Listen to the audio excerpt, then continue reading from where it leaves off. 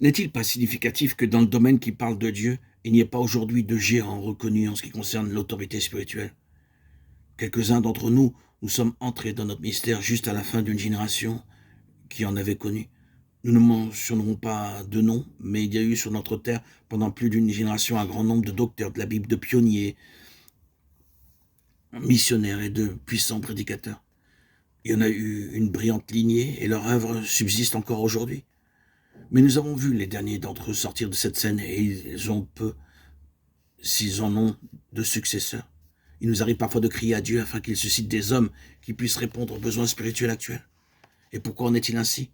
Ne serait-ce pas qu'en ce moment où Satan introduit si manifestement son antichrist, dans cette ligne de la puissance et de la gloire de l'homme, Dieu dans son dessein tienne l'homme caché, et en général dans la faiblesse, parce qu'il va faire paraître son homme avec sa gloire céleste. La dictature ne sera-t-elle pas un des signes les plus puissants des temps? Mais que dire maintenant de ces choses?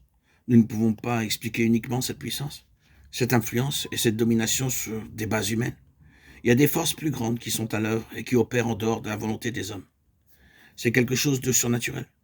Et cependant, n'est-il pas parfaitement vrai que le lien qui unit l'instrument aux puissances surnaturelles est une force de l'âme intense et terrible? Une volonté s'affirme qui ne tolère aucune résistance. Une pensée projetée, agile, subtile et infatigable à l'extrême. Une force d'émotion se répand comme une vague de marée emportant tout devant elle et crée dans les êtres un délire impossible à contrôler. Oui, c'est la démonstration achevée de cet égoïsme de ce moi qui s'est jadis emparé des choses de Dieu et a rejeté son Fils hors de ce monde. Tout cela est l'accompagnement de la pompe qui fait de l'homme son propre objet de gloire et presque d'adoration. Cela n'est-il pas suffisant pour inspirer aux chrétiens une sainte crainte à l'égard de tout ce qui pourrait leur donner de la valeur aux yeux des hommes? Mais voici l'homme. Jean 19,5. Comment le gouvernement de ce monde a-t-il été assuré en lui? Car il a été. Nous trouvons la réponse dans les Écritures.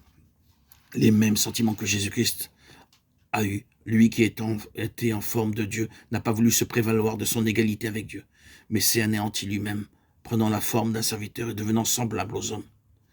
Ayant paru comme un simple homme, il s'est abaissé lui-même, se rendant obéissant jusqu'à la mort, même jusqu'à la mort de la croix.